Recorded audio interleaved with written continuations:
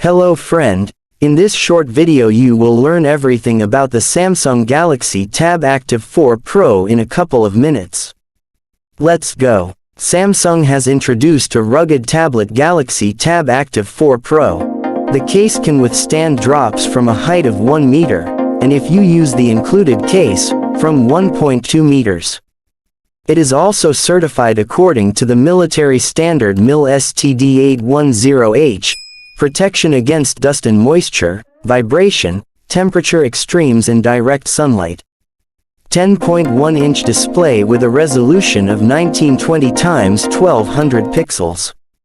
Protected by Gorilla Glass 5. Inside an 8-core processor, model not specified, but it is assumed that it is Snapdragon 778G, 4/6 of a gigabyte of RAM and 64 128ths of a gigabyte of permanent memory. There is a slot for micro SD cards up to 1 terabyte. The main camera is 13 megapixels, the front camera is 8 megapixels.